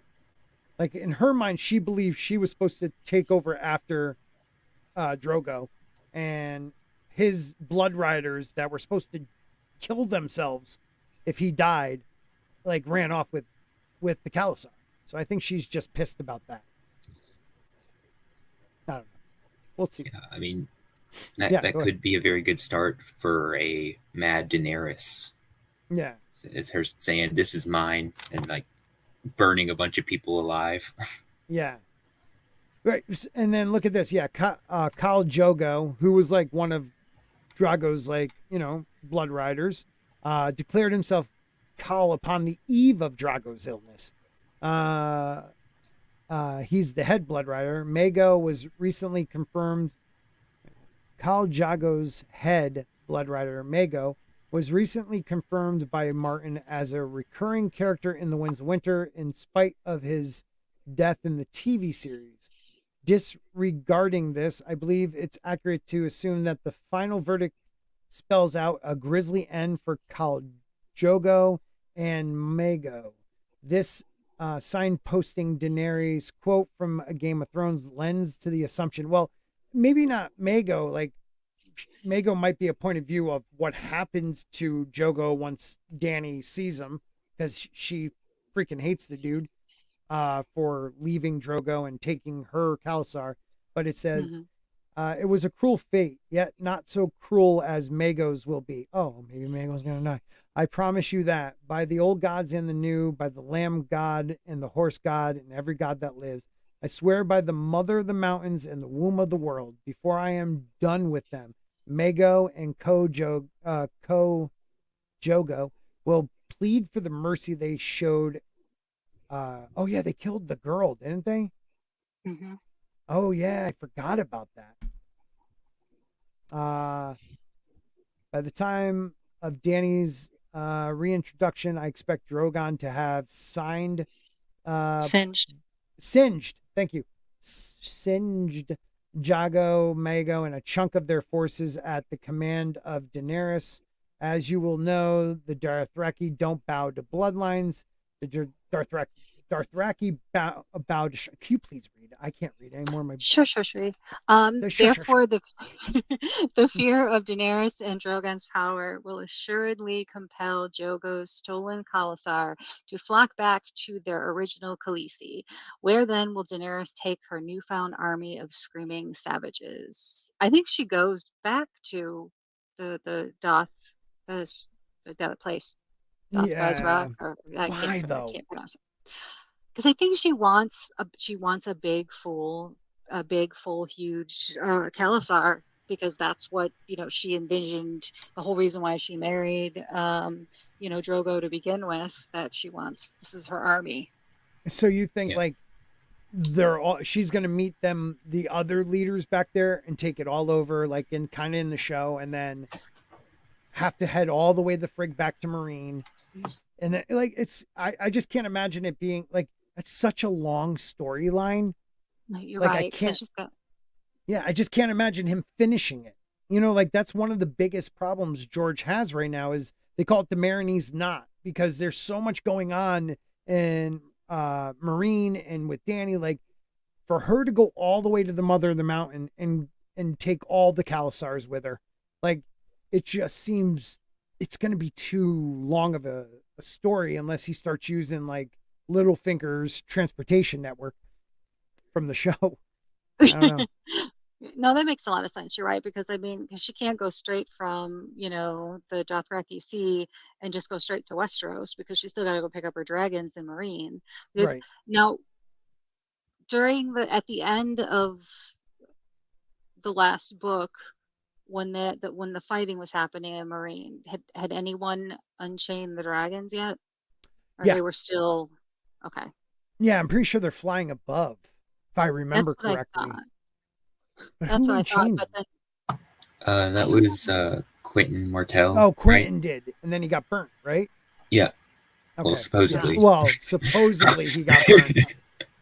No one's really dead in a Dance with Dragons. Yes. Unless you actually see their head chopped off, they're alive. Well, then they might be a pigeon. Oh God.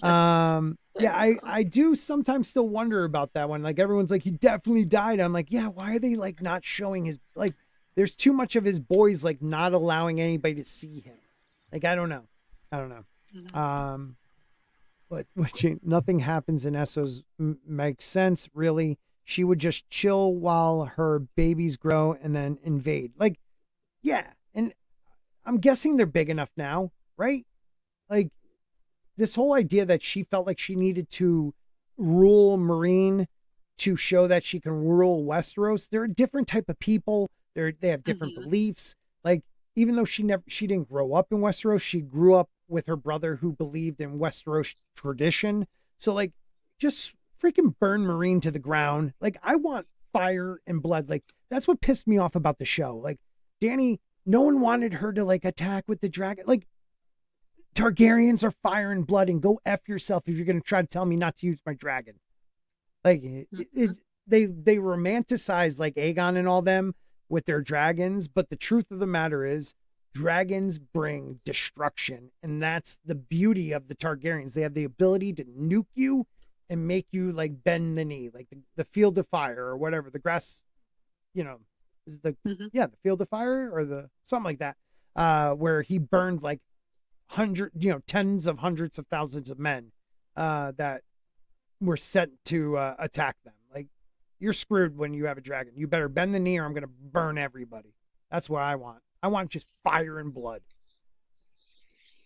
I mean, maybe it does make sense then if she takes out, most of her old Khalasar, and then she realizes, oh yeah, duh, I don't need these stupid men on horses. I can kill everybody out with my dragons. Let me go back and get my dragons. That might be what George can easily get out of this like lengthy approach if she, like, one chapter is kind of like a little quivery to the, oh my god, it's the Khalasar, what am I gonna do? And Drogon roars, and she's like, screw this, I am the dragon, and she gets on his back and just burns them alive. And it was like, to like half of them, you're the half that live, come with me if you want to live, something like that, I don't know.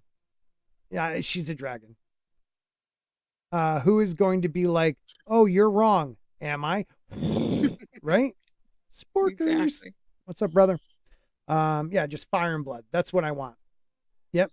Be a dragon. Absolutely. I love you, Jane. You rock. And Zax, I love you too, buddy. Don't come on my channel anymore, but that's cool. Whatever, dude. Mr. Big Time. Everybody steps up off of Scott. Even Walt now. Jesus Christ, he's gonna pass me. Yeah, it is what it is. I won't pass you, Scott, I promise. I have a comeback already for Walt when he starts making fun of my numbers. Okay. I'll tell you guys, because he'll never watch the whole show. When he's like, oh, well, I beat just got numbers, I'll be like, yeah, but I got a wife that loves me. Boom! Ooh, yeah. Good, right? Ouch. Good? Oh, my Yeah, God, he might cry. He might make a video about me on his, toxic people channel. Is Scott a narcissist? Yay or nay? Yeah. If Daenerys plot, or did you want to say something, Mason? Because I heard you turn on. No, I'm good. Okay. If Dany's plot progression doesn't immediately take her to Westeros, I won't be disappointed. In fact, I wouldn't be too let down if Dany never sets foot on the shores of Westeros. On the other hand, I will be disgruntled if Dany's arch stagnates as poorly as it did in a Dance with Dragons. Yeah, I'm getting a heavy impression that Dany will come to realize that Westeros holds no true sentimental value to her, in spite of Illyrio and Viserys carelessly trying to convince her otherwise, which may irritate the majority of readers. Dany returning to her beloved house with the Red Door may well be the bittersweet ending George Martin has repeatedly referred to, and that is an ending I would be pleased with. Now, I don't think that'll happen, but I think Dany's right. There is something about Dany like taking on other people's dreams, like her brothers, Ilya or whatever his name is, even Drago. Like everybody wants her to, like, she starts believing she needs a Khalasar. She needs to go back to Westeros. Maybe she just says F it, but if they drag on her story like it was in A Dance with Dragons, I'm going to kill them. Like I don't want to read it then, because it was just her trying to be a queen and realizing that no one's listening to her and all, like the truth of it could have been just a couple chapters. And then she's like, I'm going to burn everybody. And I would have been happy. Mm-hmm. Yeah. Right, Jane? Give me 3 dragons and I can practice ruling while I rule. Exactly. Who's going to stop you? Right? Exactly. shit. Like, I don't know. I don't know. The end. Yeah, you got a valid point. I'm loving being on Scott's show, but shh, don't tell him. You suck. It is her right to rule the world, I say, Jane. I don't know. What do you guys think? Is she going to make it back to Westeros in this book? So I probably not. Maybe like Right. at the very end, like that could be the last chapter is her finally sailing. If we're lucky.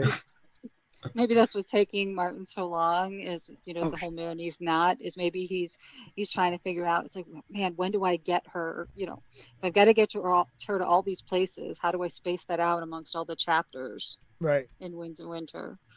So that maybe she takes off or she starts crossing, you know, the sea right at the end of the Winds of Winter. And that's the beginning of the final book. Dream of Spring. Yeah, maybe. Real quick, Vlasid, I saw you say I'm back, and I forgot.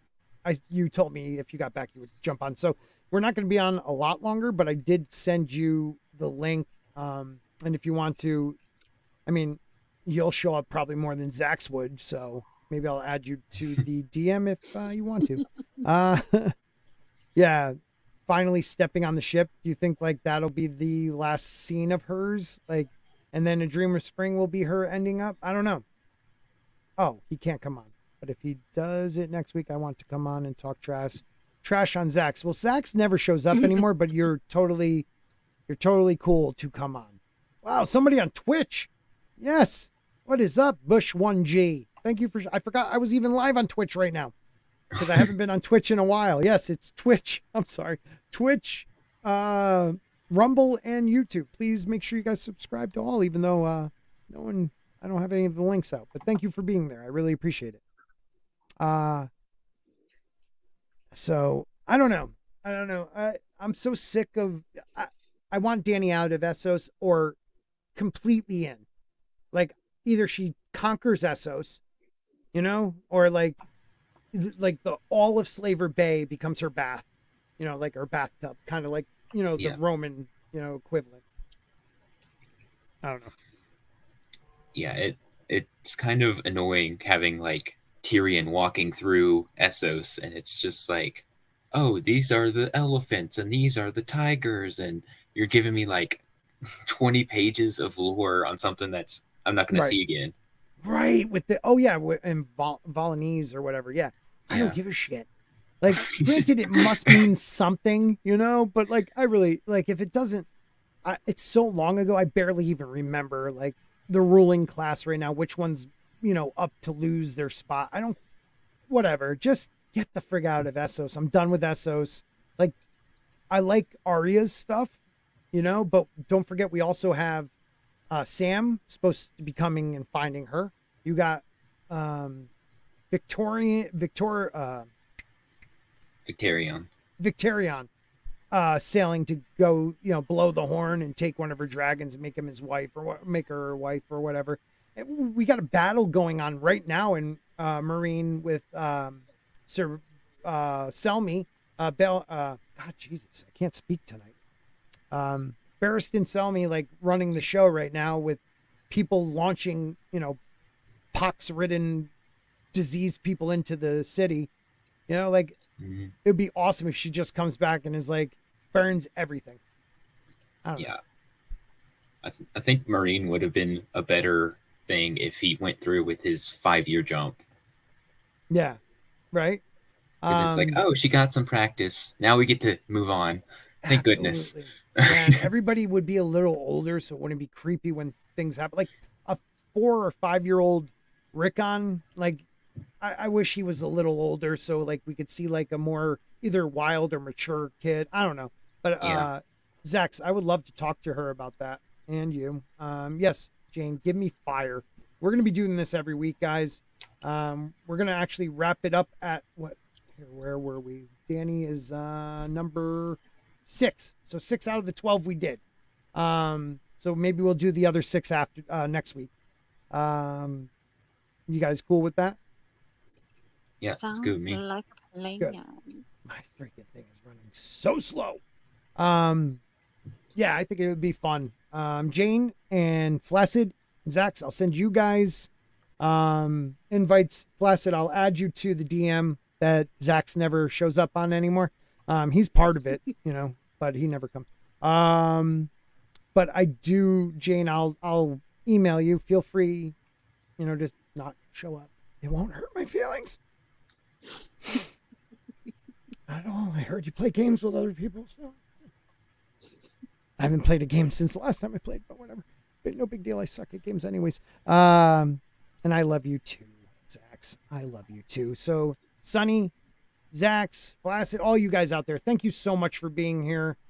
Mason, Tina, I hope you guys come back next week and we'll do the rest of this. I'll actually put it in our DM so I don't lose it. We'll do the other 6 and see what they have. And maybe after that, we will take character by character or region by region and really break it down to see what we believe will happen. Sounds good? Yep. One man show. Like a plan. One man show supports my channel, but hates most of the stuff I cover. I just love them for that, though. I can hardly wait. Oh, I can hardly wait. That's freaking awesome. You rock. Now that the stream is ending, all of Scott's links are out there to Rumble, Twitter, and Twitch. So take the time if you can to subscribe, follow, whatever it's called, wherever it is. Thank you. And yes, we will be going over Hot D here and there. If you know, news pops up, we will also cover that, you know, before we get into this stuff. So make sure you guys are subscribed so you can follow us. I don't know. That's what people say. Anyways. Thank you, Jane. Great show. I love you guys. Mason, you guys rock. I'll go out with the old intro and see how people like it. Peace, everybody. Bye.